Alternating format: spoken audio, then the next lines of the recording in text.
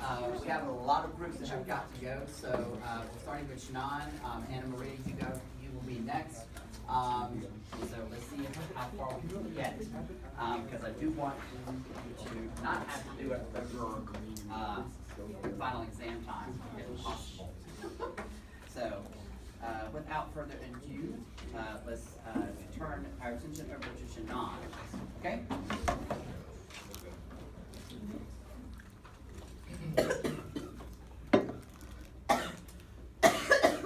Upon immediate examination, it's quite apparent that my title, Black Lives Don't Matter, is pretty provocative since it is, yeah. But the main piece of it is that I'm not really saying that black people, their lives don't matter, they should be treated like irregardless, right?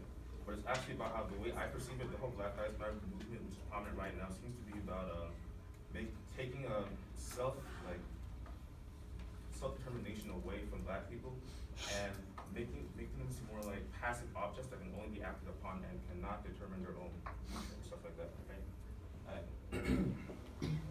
And the thesis of it is, well, upon examination is kind of a tangent in a way, but it's basically about how there's some serious issues going on among black people, and that I prefer, like, although I do be presented to a black congregation, but it's about how, like, black people need to get our stuff together and figure out what we need to do in the future to get ourselves on the right track, since the way I perceive it, a lot of people around the world seem to see like black people as being inferior and stuff, and the way we are right now does not help things out. Right? So initially I start with like, why are black people kind of far behind in like the world and stuff, right? So it begins with colonization, with the fall of Constantinople and direct contact between Europe and Asia. Europeans begin to, move to the Americas and Africa for resources and stuff like that. And as you can see, lots of black people were taken out of continents and brought to America as slaves to work on plantations, silver mines, sugar plantations, tobacco, stuff like that. However, the main rhetoric I seem to see around the slave trade is like, it seems to portray black people as being passive subjects who are just forcibly taken out of their homes and brought to America. Although the slave trade was truly horrifying and that people were able to own other people and sell them as commodities and items and disregard them for their, and not see them as being human beings, it should be recognized that at the same time that people on the continent of Africa were actively selling slaves. Like, they weren't just taken out of their homes by the white people. The people on the continent of Africa themselves were capturing their neighbors and selling them to the Europeans to be brought over. And this brought a lot of catastrophic changes to the continent, and like the massive loss of people and stuff like that. And millions of slaves died along the way to the Americas. But at the same time, we should take into consideration that the slaves were human beings, which could determine their own future. And there were active projects by the slaves to attempt to emancipate themselves, such as the Stoner Rebellion of 1739, and the New York City Conspiracy of 1741, and Dave Rose Conspiracy of 1800, which showed that the slaves were actively trying to emancipate themselves and were not just taking the blind mates and sitting out. So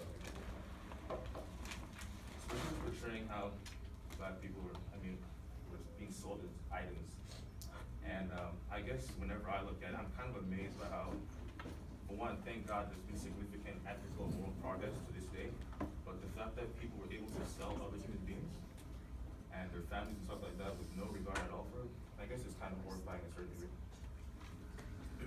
And then there's this one here, which upon reading it, I was kind of amazed by how they're able to describe them as commodities to be sold with no regard at all for their own well-being and stuff like that.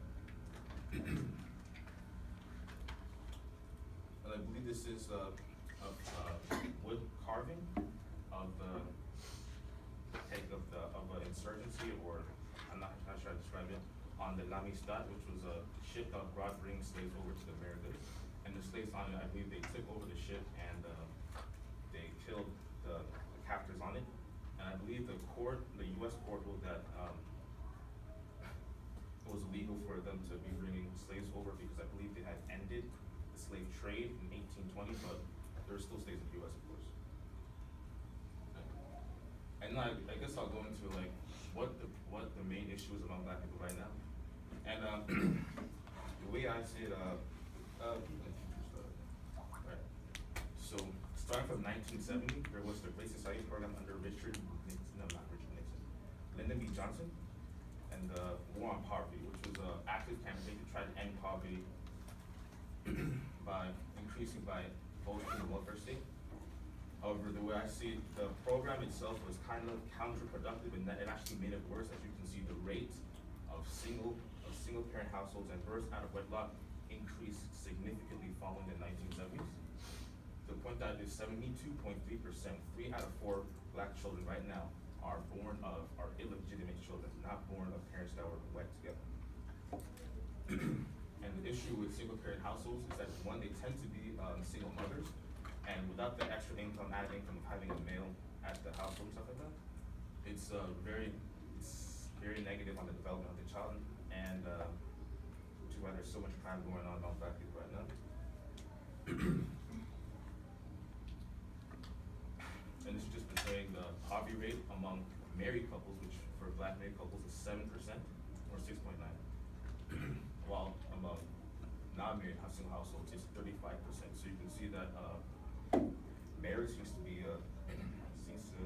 very key in ensuring the prevention of like crime, poverty, and all that. And the cause of most of the issues right now is due to lack of marriage and the disintegration of the black family, which following like the emancipation of not the emancipation properly, but the end of the Civil War and when World War I started, the Great Migration.